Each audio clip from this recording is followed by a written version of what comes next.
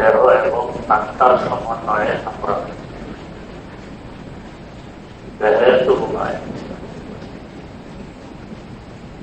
আত্মার মূল্য অনেক বেশি। দেহ আত্মার কারণেই নাড়াচড়া করতে পারে। আত্মা না থাকলে দেহ মরবে। বিদ্যাবোধটা যার উপর নির্ভর করে সে হল আত্মা। আত্মার প্রভাব দেহে পড়ে, দেহের প্রভাবও আত্মায় পড়ে। তবে আত্মা যেহেতু কেন্দ্র, দেহ হল অন্তর। আত্মার প্রভাব দেহে যে পরিমাণ পড়বে, দেহের প্রভাব আত্মায় এই পরিমাণ পড়বে না। কারণ কেন্দ্রের প্রভাব অঞ্চলে যে পরিমাণ পড়ে, অঞ্চলের প্রভাব কেন্দ্রে ওই পরিমাণ পড়ে না। এখান থেকে আমরা একটি প্রশ্নের উত্তর পাই, সেটি হল আমরা একথা শুনে থাকি, বলেও থাকি, সৎসঙ্গে স্বর্গে বাস, অসৎসঙ্গে সর্বনাশ। মানে ভালো মানুষের কাছে গেলে ভালো হয়, মন্দ মানুষের কাছে গেলে মন্দ হয়। প্রশ্নটা কি? একজন মন্দ মানুষ যখন ভালো মানুষের কাছে আসলো, তো ভালো মানুষটা তো মন্দ মানুষের কাছেই থাকলো। তাহলে পরের যে কথা, মন্দের কাছে থাকলে মন্দ হয়, ভালো মানুষটা তো এখন মন্দ হবে। যেভাবে ভালোর কাছে গেলে মন্দ ভালো হয়, মন্দের কাছে গেলে ভালো মন্দ হয়। ভালোর মন্দ একসাথে হইলে উভয়জন তো উভয়জনের কাছে। এখন কে মন্দ হবে, কে ভালো হবে? ভালোওয়ালার কাছে আসার কারণে মন্দওয়ালাকে ভালো হওয়া চাই। আর ভালোওয়ালা যে মন্দের কাছে গেল, এতে তো ভালোওয়ালা মন্দ হওয়া চাই। এর উত্তর, যদি মন্দওয়ালা ভালোওয়ালাকে কেন্দ্র মনে করে তার সংসদে যায়, তাহলে ভালোওয়ালার প্রভাব মন্দওয়ালার মধ্যে পড়বে, মন্দওয়ালার প্রভাব ভালোওয়ালার মধ্যে পড়বে না। যেহেতু এখন মন্দওয়ালা অঞ্চল, ভালোওয়ালা কেন্দ্র। যদি এর বিপরীত ঘটে, ভালোওয়ালা মন্দের কাছে থাকে, মন্দওয়ালাকে কেন্দ্র মনে করে, এখন মন্দওয়ালার প্রভাব ভালোওয়ালার উপরে পড়বে, ভালোওয়ালার প্রভাব মন্দওয়ালার উপরে পড়বে না। রাজধানী থেকে একজন কেন্দ্রীয় মানুষ, ধরুন প্রধানমন্ত্রী, একটি কথা বললেন, তৎক্ষণাৎ পুরো অঞ্চলে ছড়িয়ে পড়ে, সারা দেশে পড়ে। আর দূর দরাজ পদপাড়া গ্রামের একজন গ্রাম্য ব্যক্তি কোন একটা কথা বলবে, এর থেকেও দামি, তারপরে এই কথা সহজে কেন্দ্রে আসবে না, রাজধানীতে আসবে। এই জন্যই আল্লাহ রাব্বুল আলামিন কেন্দ্রীয় নবী পাঠাইছেন জগতের কেন্দ্র মক্কায়ে মুকাররমায়। যেহেতু মক্কায়ে মুকাররমা জগতের কেন্দ্র, এখান থেকে জগৎ সৃষ্টি শুরু। কেন্দ্রীয় কিতাব কোরআনে কারিমা পাঠাইলেন জগতের কেন্দ্র মক্কায়ে মুকাররমায়। এবং কেন্দ্রীয় বংশ, কুরাইশ বংশের মানুষ মুহাম্মদ মুস্তাফা সাল্লাল্লাহু আলাইহি ওয়াসাল্লামের কাছে পাঠাইলেন। বংশ কেন্দ্রীয়, কিতাব কেন্দ্রীয়, জায়গা কেন্দ্র। তাই সহজে কোরআনের প্রভাব, দ্বীনের প্রভাব, কেন্দ্রীয় পুরুষের প্রভাব সারা দুনিয়ায় ছড়িয়ে পড়েছে। দেখতে না দেখতে ৩০-৩৫ বছরের মধ্যে অর্থজাহান চলে এসে গেছে এই কেন্দ্রের অধীনে। অঞ্চলে পাঠাইলে আঞ্চলিক নবী, কেন্দ্রে প্রভাব আসা আবশ্যক ছিল না।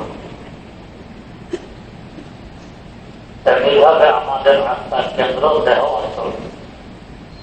আত্মার প্রভাব যে পরিমাণ দেহে পড়বে, দেহের প্রভাব যে পরিমাণ কেন্দ্রে পড়বে না, আত্মায় পড়বে না। তাই দেহের তুলনায় আত্মাকে বিশুদ্ধ করার আবশ্যকতা অনেক বেশি। আত্মা বিশুদ্ধ হয়ে গেলে অটোমেটিক দেহ বিশুদ্ধ হয়। আত্মার প্রভাবে দেহ প্রভাবান্বিত হয়ে বিভিন্ন কাজকর্ম করে থাকে। যেমন আত্মা আপনাকে বলেছে চলো মস্তিষ্কের আসলে বয়স শুনিয়েছে, এরপরে দেহ তার পা সংকল্প করেছে, পৌঁছে গেছে মস্তিষ্কের আসলে। আত্মা যদি আপনাকে উদ্বুদ্ধ না করতো মুখ আসতে পারতেন না। তো আত্মার প্রভাব দেহে পড়ে, তাই আত্মাকে বিশুদ্ধ করার প্রয়োজনীয়তা অনেক বেশি। আল্লাহ রাব্বুল আলামিন কেন্দ্রীয় নবী রাসূল আকরাম সাল্লাল্লাহু আলাইহি ওয়াসাল্লামকে কেন্দ্রীয় কিতাব দিয়ে কেন্দ্রে পাঠিয়ে চারটি কেন্দ্রীয় দায়িত্ব দিয়েছেন। চারটি দায়িত্ব কেন্দ্রীয়, যাকে বলে নবীওয়ালা কাজ।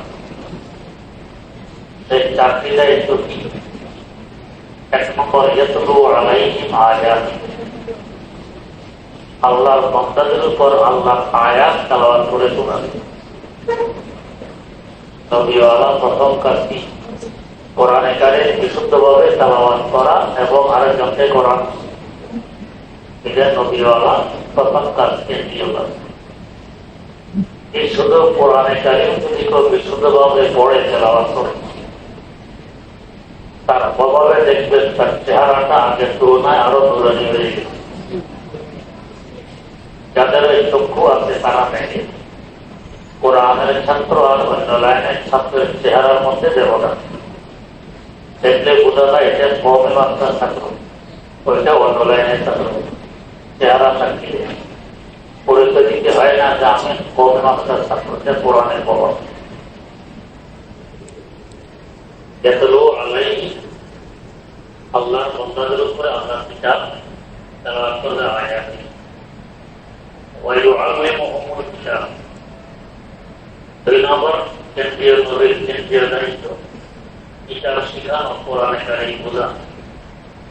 এটা কি বলে, এটার অর্থ কি, ব্যাখ্যা কি, বিশ্লেষণ কি, তাফসীর কি, এর থেকে কিছু হুকুম বেরিয়ে আসে, এটা বোঝানো। ওয়াল হিকমা, তিন নম্বর কাজ হিকমত শিখানো। হিকমতের আবেদনিক অর্থ হল কৌশল, কৌশল শিখানো। কিসের কৌশল?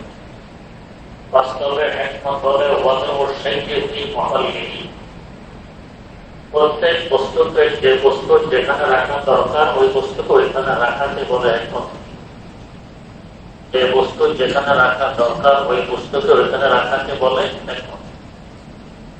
জুতার বাক্স টুপি রাখতেছেন, হিকমত পরিপন্থী। টুপি রাখার জুতা রাখতেছেন, হিকমত পরিপন্থী। টুপির জায়গায় টুপি থাকবে, জুতার জায়গায় জুতা থাকবে, এটা হলো হিকমত। এই জন্য কোরআনে কারিমে যেটা কিতাব শব্দের সাথে হিকমত শব্দ এসেছে, ইমাম ইবনে কাসীর এবং ইমামুল শাহ ওলিউল্লাহ মুহাদ্দিস দেহলভী রাহমাতুল্লাহ আলাইহি তাফসীর করেছেন হাদিস শব্দ দিয়ে। হিকমত মানে হাদিস, হাদিস শিখাবে। যেমন প্রত্যেকটি হাদিস যেখানে যে বস্তু রাখা দরকার সেখানে সে বস্তু রাখার ব্যবস্থা করেছে। যেমন আয়াত যখন নাযিল হইল, ফাসাব্বিহ বিসমি রাব্বিক, নবী করিম সাল্লাল্লাহু আলাইহি ওয়াসাল্লাম বললেন যারহু ফি রুকুইকুম, এটা তোমাদের রুকুর মধ্যে রাখো। তার মধ্যে রুকুতে গিয়ে পড়বে সুবহান রাব্বিয়াল আযীম। এরপর আয়াত অবতীর্ণ হইল সাব্বিহ ইসমা রাব্বিকাল আ'লা। হুজুর বলেন যারহু ফি সুজুদিকুম, এটা তোমাদের সিজদার মধ্যে রাখো। এই যে পড়বে সুবহান রাব্বিয়াল আ'লা, এই যে দুইটা যেখানে রাখার প্রয়োজন হাদিসের মাধ্যমে সেখানে রাখার ব্যবস্থা করে দিলেন। হাদিসকে বলে একদম হাদিস। ওয়ায়ুযাক্কিহি, 4 নম্বর নবীর কেন্দ্রীয় কাজ আত্মাকে বিশুদ্ধ করা। তোমাদের আত্মাকে বিশুদ্ধ করতে হবে।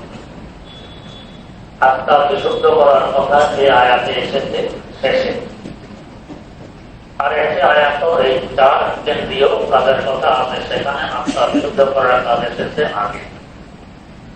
একবার আগে একবার শেষে।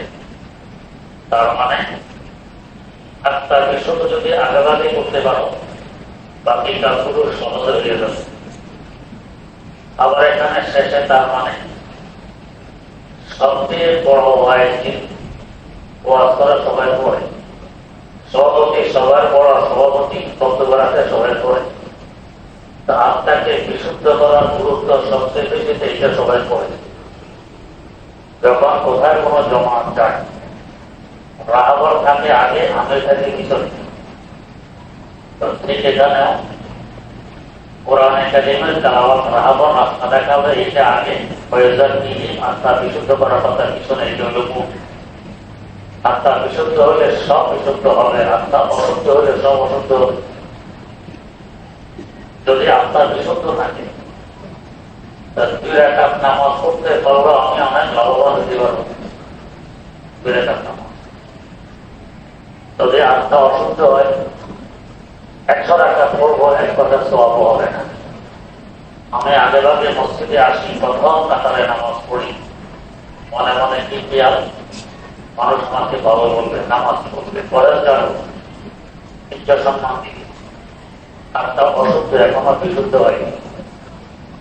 এই 17 রাকাত 1000 রাকাত সব বরবাদ বেশি 2 বছর কাজ হবে। আত্মা যদি বিশুদ্ধ হয় 2 রাকাত নামাজটা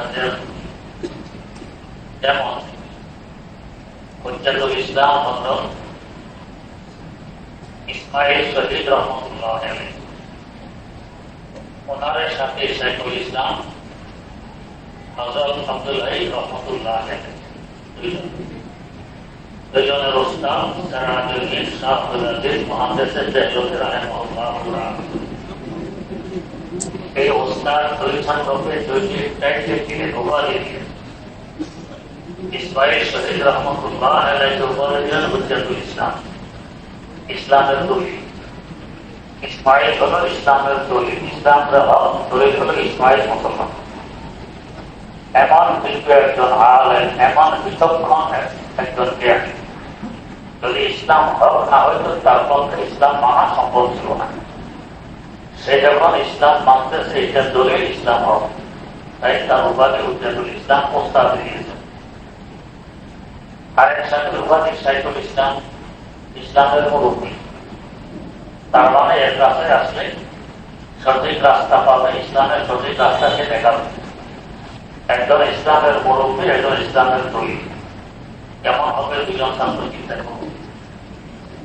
এই দুজন ছাত্র মুরিদ হয়েছেন হযরত সৈয়দ আহমদ শহীদের বারাকুর রহমতুল্লাহ আলাইহি। তিনি কিন্তু বাংলাটার দাওরে হাদিস পর্যন্ত পড়েন। আল্লাহ তাকে আল্লাহর পক্ষ থেকে এলেম ঢেলে দিয়েছেন, এলেম ঢেলে দিয়েছেন। তো এই দুই মুরিদ, একজন হুজ্জাতুল ইসলাম, একজন শাইখুল ইসলাম, এসে তাদের দিয়েকে বলতেছেন হুজুর সাহাবায়ে কেরামের ন্যায় আমাদেরকে 2 রাকাত নামাজ পড়াইয়া দেন। সাহাবায়ে কেরাম দেখেন, সাহাবায়ে কেরাম যেমন নামাজ পড়তেন এমন 2 রাকাত নামাজ পড়াইয়া দেন। ঈশা বলেন যাও উঠে করে আসেন, ওনার আদেশ হয়ে উঠে করে আসলেন, দাঁড়ান আমাদের 2 রাকাত পড়ো, এই তো 2 রাকাত পড়বেন। পড়ার পরে বলেন হুজুর মনে হলে জীবনে 2 রাকাত নামাজই পড়েছি, মনে হলে জীবনে 2 রাকাত নামাজই পড়েছি। কেন? আমি তার বিশুদ্ধ হওয়ার পরে 2 রাকাত নামাজ। তাই এই নামাজের মূল্য, এই নামাজের স্বাদ অন্যান্য নামাজের তুলনায় কোটি কোটি গুণ বেশি।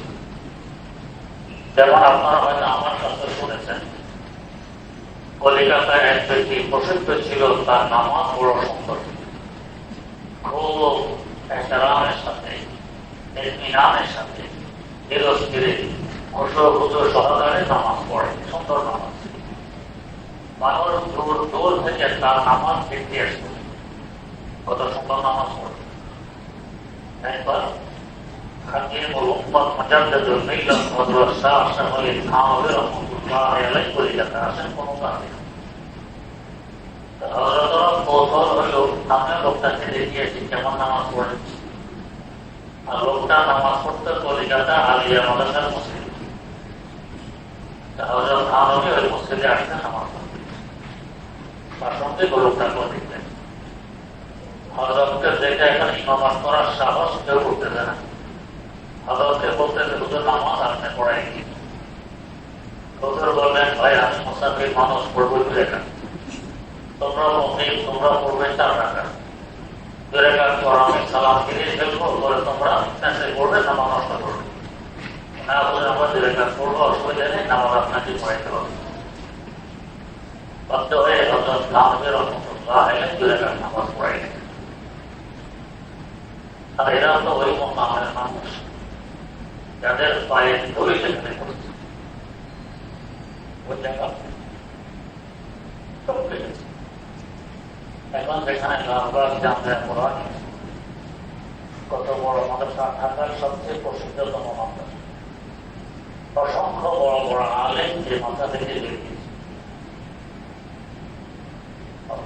হিসাব দিতে গেলে হিসাব হওয়া কঠিন হবে, এত বড় বড় আলেম যে মাথা থেকে বেরিয়েছে।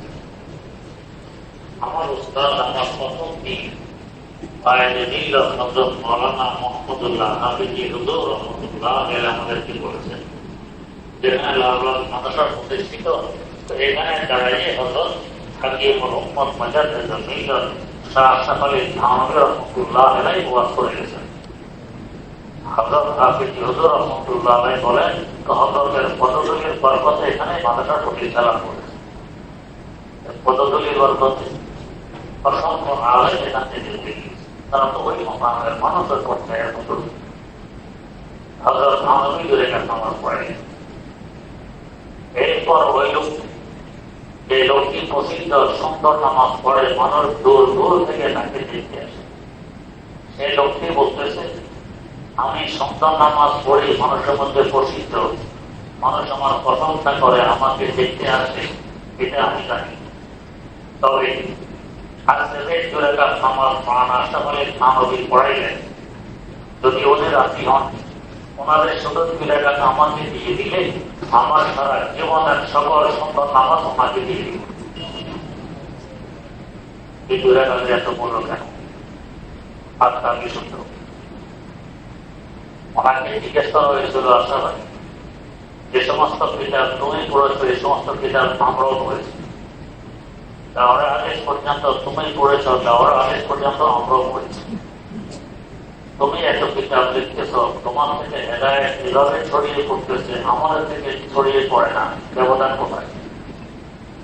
আমাদের এক সাথী মজার করতো ঢাকায় লালবাগ, তো তোমরা হাফিজ হুজুর টানাটানি করো, আমার হাফিজের মধ্যে ব্যবধান কি? হুজুরের মাথায় টুপি আছে, আমারও টুপি আছে, হুজুরের গায়ে পাঞ্জাবি, আমারও গায়ে পাঞ্জাবি, হুজুরের মুখে দাড়ি, আমারও মুখে দাড়ি, হুজুর নামাজ কালাম পড়েন, আমিও নামাজ কালাম পড়ি, হুজুর দাওরা হাদিস পড়ছেন, আমিও পড়ছি। বেশম কি? বেশম শুধু হুজুরকে থানভী রহমতুল্লাহ খেলা কোন দিচ্ছেন আমাদের নেই, এটির উপরে বেশম আর বেশম নেই। হযরত থানভী রহমতুল্লাহকে জিজ্ঞেস করা হলো তোমার আমার মধ্যে বেশম কি? যে কিতাব তুমি পড়েছ আমরাও পড়েছি, যে জমা তুমি পড়েছ আমরাও পড়েছি, তুমি এত কাজ করতে পারো আমরা পারি না, কারণ আমরা হয়তো নিজের কৃতিত্ব প্রকাশ করতাম, বলতাম তোমরা কি আশা হলে তাহলে বললেন কি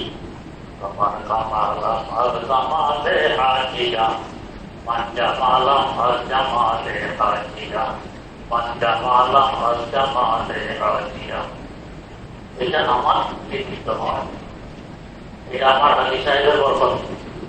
হাজী সাহেব সাইয়্যিদুল তায়েফা হযরত হাজী ইমদাদুল্লাহ মুহাজির মুফতি রহমাতুল্লাহ আলাইহির বরকত। তার জুতা পূজা করার বরকতে আত্মা বিশুদ্ধ হয়েছে, যার কারণে এই কাজগুলো হচ্ছে। আত্মা যদি অশুদ্ধ হইতে হচ্ছে এগুলো হচ্ছে, তো আত্মার বিশুদ্ধতায় 2 রাকাত নামাজ এত মূল্যবান, এত মূল্যবান, এত মূল্যবান, এত সাথে এত সাথে এত সাথে। ওই লোককে যে লোক প্রসিদ্ধ তার নামাজ সুন্দর, মানুষ দূর দূর থেকে তার নামাজ দেখতে আসে, তাকে দেখতে আসে, আর সে বলতেছে শুধু 2 রাকাত আমাকে দিয়ে দিলে আমার সারা জীবনের সুন্দর নামাজ ওনাকে দিয়ে দিল। শুদ্ধ আত্মা নিয়ে ইবাদত করলে অল্প ইবাদত যথেষ্ট হয়ে যায়। আল্লাহ রাব্বুল আলামিন আমির হিসাবে শেষে উল্লেখ করলেন ওয়াইজাক্কিহিম, আত্মাকে বিশুদ্ধ করবেন, নবী, যে নবীওয়ালা কেন্দ্রীয় কাজ মূল কাজ। রাসূল আকরাম সাল্লাল্লাহু আলাইহি ওয়াসাল্লাম তাই হাদিসে একখান ফরমান, তার দেহের মধ্যে এক টুকরা গোশত আছে, এর কাছে অটোগ্রাফ। যদি এই গোশত টুকরা ঠিকঠাক থাকে, পুরা দেহ ঠিক থাকে, তার নষ্ট হয়ে গেলে পুরা দেহ নষ্ট হয়ে যায়। দেহটা এই টুকরাটা কি আল্লাহ আল্লাহ, এটাকে ফলক বলা হয়, তিল বলা হয়, হাড় বলা হয়। দেখতে তো ছোট্ট একটা জমা রক্তের টুকরা, ভিতরে একটু জমা রক্ত পাওয়া যাবে। হাড় কাটলে, তিল কাটলে দেখবেন ভিতরে এই কয়েক ফোঁটা হবে জমাট কালো রঙের রক্ত, আর কিছু নেই। ভিতরে একটু জায়গা খালি আছে। গরু ছাগলের মুরগি হাড়টা কেটে দেখবেন ভিতরে একটু খালি আছে। এই যে একটু জায়গা খালি, এই একটু খালির ভিতরে আল্লাহ মতো কিছু ঢুকিয়ে রেখেছে আল্লাহ না।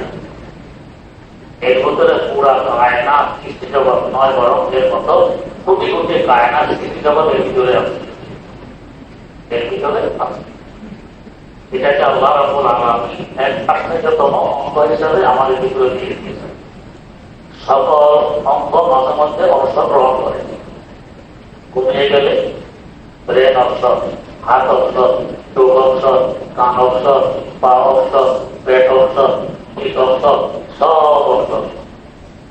কিন্তু হাতটা ছাড়া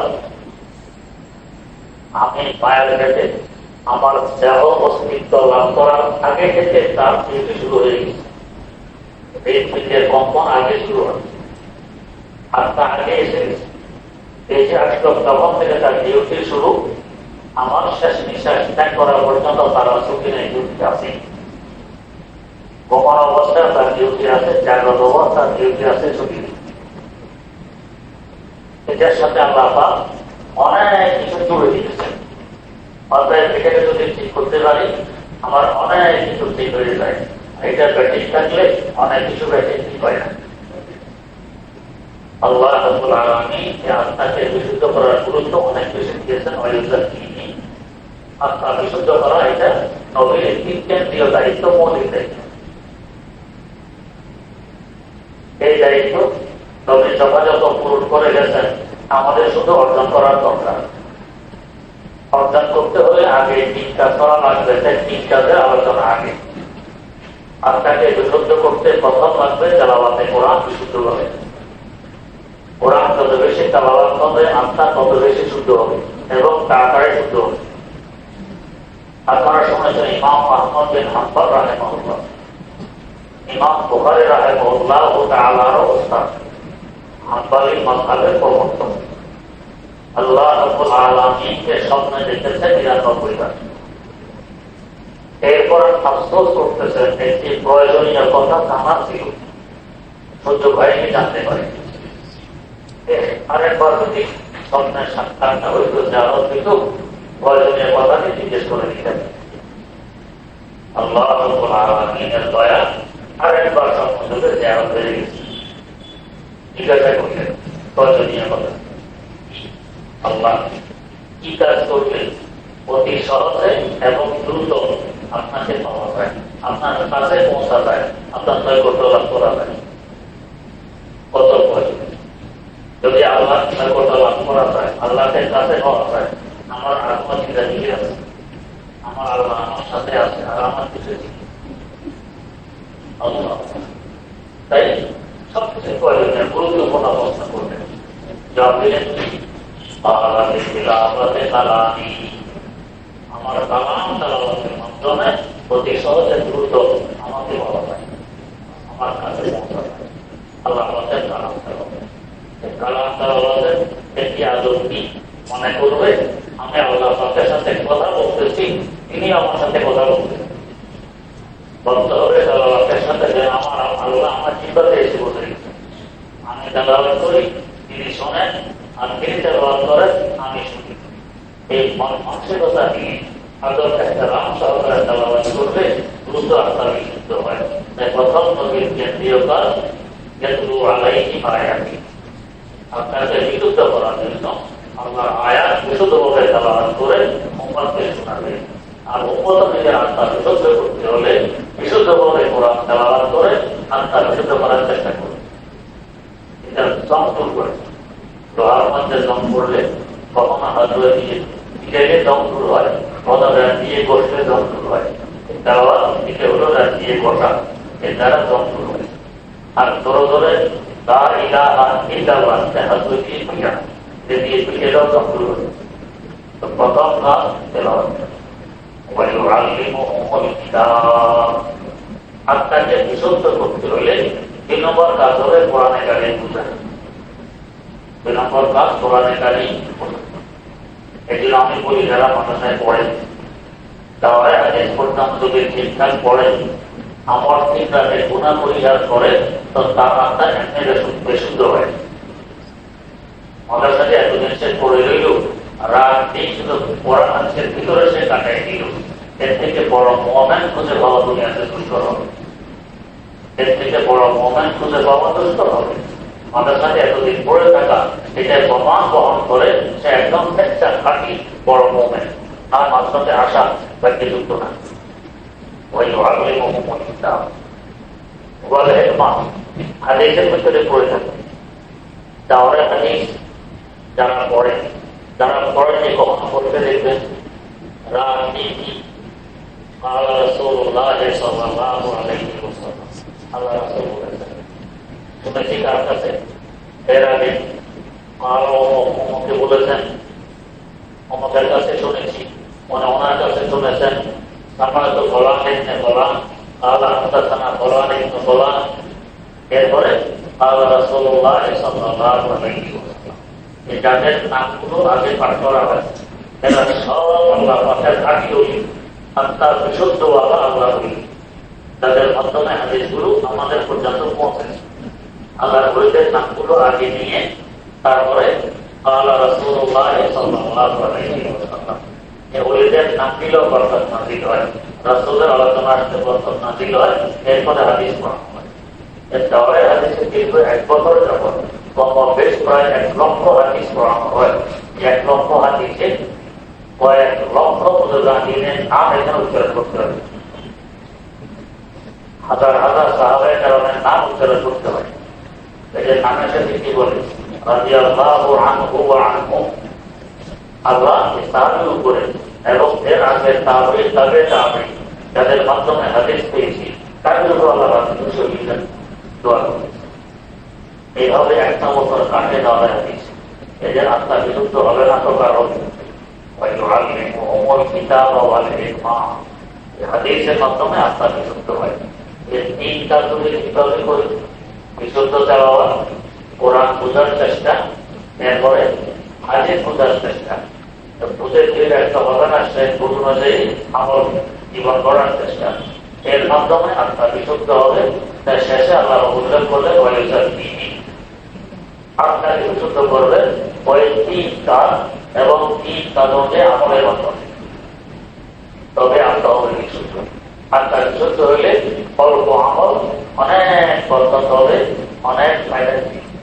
হাদিস শরীফে আছে রাসূলুল্লাহ সাল্লাল্লাহু আলাইহি ওয়াসাল্লাম বলেন, আমার সাহাবারা যদি 1টি খেজুর পরিমাণ দান করে, 1টি খেজুর বহু পাহাড় সমর্থিত, বহু পাহাড় প্রায় 9 কিলোমিটার লম্বা, পাহাড়টি 9 কিলোমিটার লম্বা, কয়েক হাজার মিটার উঁচা এবং প্রায় 3 কিলোমিটার চৌড়া, পাথরের পাহাড় ওজন কি পরিমাণ। আর এখন তো বলে এটা নাকি স্বর্ণ, তাইলে এই বিশাল একটা স্বর্ণের টাকা মূল্য কত হবে? সাহাবায়ে কেরাম 1টি খেজুর দান করলে, এই পাহাড় সমতুল্য স্বর্ণ দান করলে যে সওয়াব হবে, এতে করে সওয়াব তারা হবে। আর এক জমানা আসবে, এই পাহাড় তুল্য সম্পদ দান করলো, একটা খেজুর করে পরিমাণ সওয়াব হবে না। কেন দেব না? সাহাবায়ে কেরামের আত্মা বিশুদ্ধ, আর আমাদের আত্মা অশুদ্ধ। বিশুদ্ধ হওয়ার কারণে অল্প দাম অনেক সওয়াব, অশুদ্ধ হওয়ার কারণে অনেক দাম অল্প সওয়াব। এবং আত্মাকে বিশুদ্ধ যার বরকতে তবে দেহ ছিল বিশুদ্ধ, আত্মার প্রভাব দেহে পড়ে, দেহ বিশুদ্ধ। আর এই দেহ যে জায়গা থাকে সে জায়গাতেও তার প্রভাব পড়ে। যেমন প্রসিদ্ধ আছে আমাদের কুমিল্লা বলতে জমা হযরত তারিক ইব্রাহিম রাহমাতুল্লাহ আলাইহি, যেখানে যেখানে তার পদগুলি করেছে, ওয়াজ মাহফিল করেছেন, তো সেখানে সেখানে একটা কওমি মাদ্রাসা প্রতিষ্ঠা করেছে। আমিও মধ্যম অবস্থায় যে মাদ্রাসায় পড়েছি, ওই মাদ্রাসার প্রতিষ্ঠাতা শুনেছেন, এখানে কানেকশন ছিল উদানের তারিখ বা এই রকম এখানে ওয়াজ করে গেছেন। সেই কানেকশনকে আল্লাহ বিশাল মাদ্রাসায় রূপান্তরিত করে দিলেন। কত বড় বড় আলে যেখান থেকে বেরিয়েছে এবং এখনো বেরোচ্ছে, যেন আত্মা বিশুদ্ধ। দেহ থেকে যা বের হয় সেটাও বিশুদ্ধ বের হয়। সাহাবায়ে কেরামের আত্মা নবীদের পরে সবচেয়ে বেশি বিশুদ্ধ আত্মা, তাই তাদের দেহে আত্মার প্রভাব পড়েছে সবচেয়ে বেশি। নবীদের পরে সাহাবায়ে কেরামের মতো এমন পুত পবিত্র জমা আকাশও দেখেনি, জমিনও দেখেনি, আর হয়তো দেখলেও না। তাদের এই দেহের প্রভাব পড়েছে তাদের বস্তি। আপনারা শুনেছেন আমার সাহিত্য মসজিদ শেখুল ইসলাম আল্লামা তাকি ওসমান আমার বারাকাতুহুর কথা। হযরত বলেন, এখন মদিনা মুনাওয়ারার মসজিদটা যত বড়, একসাথে 7 লক্ষ মুসল্লি নামাজ পড়তে পারে। কত বড় মসজিদ, একসাথে 7 লক্ষ মুসল্লি নামাজ পড়তে পারে। এটাই ছিল মদিনার মূল মসজিদ। সাহাবায়ে কেরামের জামানায় এটাই ছিল তাদের মূল বাসস্থান, মূল মসজিদ। তাদের আস্থা ছিল বিশুদ্ধ, প্রভাব পড়েছে দেহে, দেহ ছিল বিশুদ্ধ, দেহের প্রভাব পড়েছে তাদের বস্তিতে, বস্তি হয়ে গেছে এবং পবিত্র এবং বিশুদ্ধ। আল্লাহ তাদের এই পবিত্র দেহের বরকতে তাদের বাসস্থানকে কিয়ামত পর্যন্তের জন্য পবিত্র মসজিদে রূপান্তরিত করে দিলেন। তোমাদের বস্তি এখন হবে মসজিদ, এখানে লক্ষ লক্ষ মানুষ আমাকে স্টেজে দিলে গুনাহ সংগঠিত হবে। আর তার প্রভাব যেহেতু কেন্দ্র দেহে পড়ে, দেহের প্রভাব বাইরেও ছড়িয়ে পড়ে, তাদের আত্মাকে বিশুদ্ধ করার গুরুত্ব দেহের গুলো অনেক বেশি। আত্মাকে ঠিক করতে পারলে দেহ সহজে ঠিক হয়। গ্রামগঞ্জের মানুষের মুরগি পালে, মুরগি বাচ্চা কতগুলো উঠায়, এই কতগুলো মুরগির কিছু দিয়ে বসা রাখলে 20-21 দিন পর বাচ্চা করবে। বাচ্চাগুলো নিয়ে মুরগি করে সন্ধ্যাবেলায় এই মুরগিগুলো বাচ্চা সহকারে খাঁচায় ঢুকায়, না হলে শিয়াল বিড়ালগুলো খেয়ে গিয়ে খাঁচায় ঢুকায়। তারা বোঝে না বাচ্চা একটা দলের খাঁচায় রাখার পর আরেকটা লোককে লাঠিতে লাফ দিয়ে বাইরে গেছে, আরেকটা দলের খাঁচা রাখে, আরেকটা লোককে এটা লাফ দিয়ে বাইরে গেছে। স্থির হয়ে তারা রাখতে পারে। তারা হুঁশিয়ার তারাই করেনি, আগে মুরগি ধরে বাচ্চার মা মুরগিকে ধরে খাঁচার ভিতরে রাখে, অটোমেটিক সব বাচ্চা সবাই রাখে এসে খাঁচায় ঢুকে। এখন আর বাচ্চার ভিতরে দৌড়ানো রাখে না, আসল ভিতরে ঢুকে গেছে। এখন করা মাত্র অটোমেটিক ঢুকতেছে। আমার আত্মা হলো আসল কেন্দ্র, এটা যখন বিশুদ্ধ হবে অটোমেটিক আমার দেওয়া সহজে বিশুদ্ধ হবে। এটা বিশুদ্ধ না হলে দেওয়া বিশুদ্ধ করবো, সবাই বিশুদ্ধ থাকবে, আবার নষ্ট হবে। এই জন্য মূল হলেও আগে আত্মাকে বিশুদ্ধ করো। এটা এই 3 কাজের মাধ্যমে হয়। আর এই 3 কাজ সাধারণত জেনে নিতে হয় না। আমি যতই চেষ্টা করি একা একা কোরআন শরীফ বিশুদ্ধ করতে পারবো, যতই চেষ্টা করি কোরআন কি বলে নিজে নিজে বুঝতে পারবো না।